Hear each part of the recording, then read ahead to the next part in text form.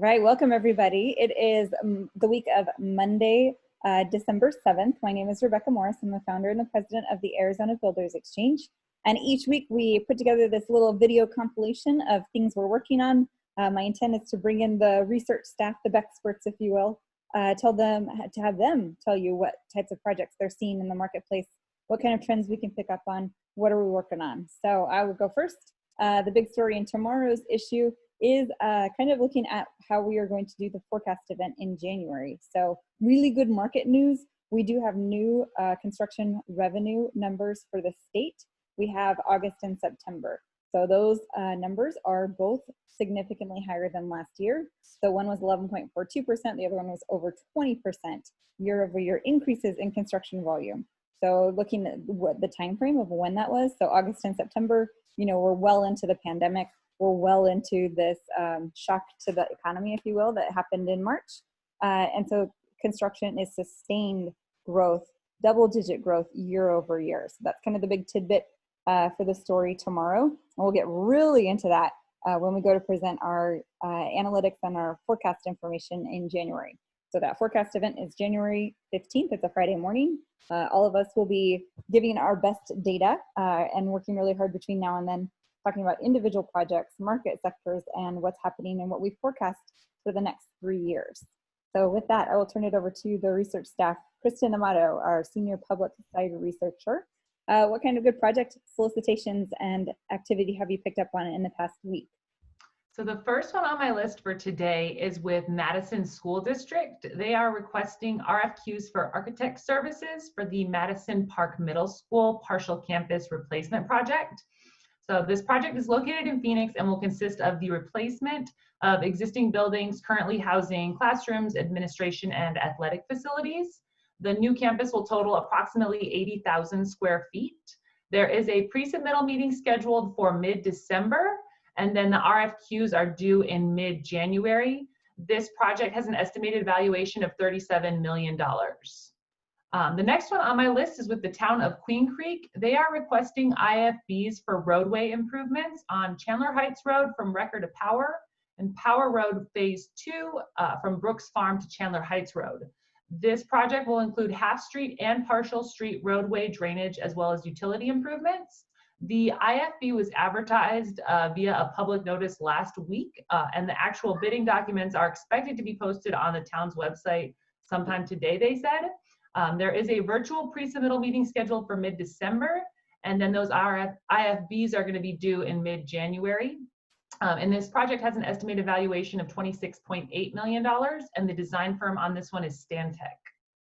And then the last one for today is with ADOT. They are requesting RFQs for final design services for roadway widening along the I-10 from SR 587 to Dirkley Road, and then from Dirkley Road south of SR 387. This project will add one additional lane in each direction to the inside of the existing lanes throughout the project limits, including ramps and interchange improvements. This project is part of the 26-mile corridor study that ADOT is currently conducting along the I-10. This particular project, they don't have evaluation for at this time. It's not yet programmed in the ADOT 5-year construction program. However, that overall master project is likely to cost upwards of $500 million. So this one will probably be a pretty decent sized project as well. There is not a pre-submittal meeting scheduled for this project, but those RFQs are going to be due in early January. Excellent, thank you. Those are great picks. Amanda, our other public side researcher, what kind of good project updates can you give us today? So I have an award. The City of Williams has the Dogtown waterline. It's a $12.5 million project. They had an IFB close on November 4th, and they plan to award it to B4 Enterprises on the 10th. And then I have the Sahuarita Supply Line Slip Liner with the City of Tucson. That's got a $9.3 million budget. It's for the rehabilitation of the transmission pipe. They expect to bid for a contractor in Q1 of 2021, so coming up soon. And then I have the Sentinel Rest Area Water and Wastewater Repairs with ADOT. That's 9.5 million budget for that. They are expected to release an IFB for construction services in June of 2021, and that's over by Dateland. Excellent. Thank you. All right, Jeffrey, are you on the line? Yes, I am. Perfect. I'm going to go ahead and start sharing my screen. And I am looking at project ID 3236, Landlane Multifamily. That is not going to be really easy to say that fast, is it? What can you tell me about this project that just went into our database product? All right, so the Landlane Multifamily is the next single-family for-rent development by New Village Homes, who have done several other similar projects around the Phoenix metro market. This community is going to be in Gilbert on Ray Road between Val Vista and Lindsay. It'll feature 41 units distributed in single-story condo-style row houses and duplexes. New Village Homes will be both the developer and general contractor and have selected Elbrecht & Company as the architect. It was discussed during a planning commission study session meeting on the 2nd and still has a couple steps before it receives formal town council approval. But as of like 1 minute ago, I actually just received notice that they hope to start construction in May, and construction will last 18 months. Very cool. Thank you for that. All right, moving on, 3240 Park Lucero East. What can you tell me about this project? Yeah, so this one is also going to be in Gilbert. This will be the expansion to the existing Park Lucero Industrial Park near Germain and the 202 in Gilbert. This one will consist of 561,000 square feet split between 3 new buildings ranging from 102,000 to 316,000 square feet per building. They will be up to 49 feet in height and will be of tilt-up construction. Trammel Crow has selected Butler Design Group architects as the architect, but have not announced a general contractor or construction timeline yet. This one was also just discussed during that same study session meeting and does have to go back to the Planning Commission to be formally heard and then the Town Council for approval. So we will have a while before any of that information is likely to be decided. Fantastic. Thank you. We're just kind of scrolling through and just checking out all the documents, all the contact information we have in here. So some really good details. Thank you very much. All right, Roger, our other private side researcher, what kind of project updates do you have for us today? Yeah, so I got a multifamily project to start. It's called the Main Street Scottsdale Townhomes. It was formerly called the Scottsdale Residences. This project's by Barron Properties out of Colorado.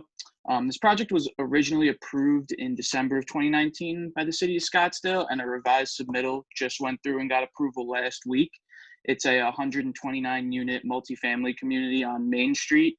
At full build that it should be 205,000 square feet, and we have it valued between 40 and 50 million. They're working with Gould Evans architects. They're doing the design services, and we were just able to confirm that Wespac was awarded this project. Wespac just told us that they are expecting to start demolition work actually next month. So pretty quick turnaround, just went through the city and they're going to be starting construction next month. And this is supposed to be a 16-month build. The next project I got is, we got an update on the Lucid Motor Factory actually last week. The phase 1 production facility just completed. So that was an 820,000 square foot facility for those electric cars. The first phase was valued at 300 million. Wallbridge was the general contractor and SSOE Group was the design firm. We got a lot of information actually about future phases. So they told us that there is going to be 4 phases by 2028, which will put it at that 700 million valuation, probably around 5 million square feet at full build out. And the next phase is going to be, they're calling it Project Gravity, and it's mostly going to revolve around their new Lucid SUV. It's an electric SUV. So that phase will be happening in 2023. And then the last update I got is actually 2 projects from the same company. It's Harsh Investment Properties. They have 2 industrial facilities that they're building in Arizona. One's going to be in Chandler, and that's 560,000 square feet. And then one's going to be in Goodyear, and that's 250,000 square feet. There's no site actually selected for either of these yet, so it's pretty early on still. I spoke to Harsh Investment Properties, and they said that they're in the earliest stages of design still, and they're in the due diligence phase, but They said that the company that they usually work with is VLMK Design and Engineering. So they said, if there's any bet, that's going to be the design firm. And they said no GC has been selected yet. They are planning on starting this in 2021, mid 2021, they said, but that's pretty unlikely considering there's no site yet finalized and they don't have a GC. So we'll see about that. But 2021 might be the time that they start construction. I don't know, some of these industrial projects, if they want to push them through, they can just, you know, Some get of them do, yeah. approval by the city one day and they'll be on site the next. So it's impressive how fast things can move. But great updates. Thank you for those. All right. If you'd like more information on any of the projects, the individual projects we mentioned, any of the services that we offered, please do check us out on our websites, asbex.com, data-bex.com, or also bex-events.com. So our three main service lines, our magazine, our database product, and our in-person or virtual events in this case. Thanks so much, everybody. We will see you next week.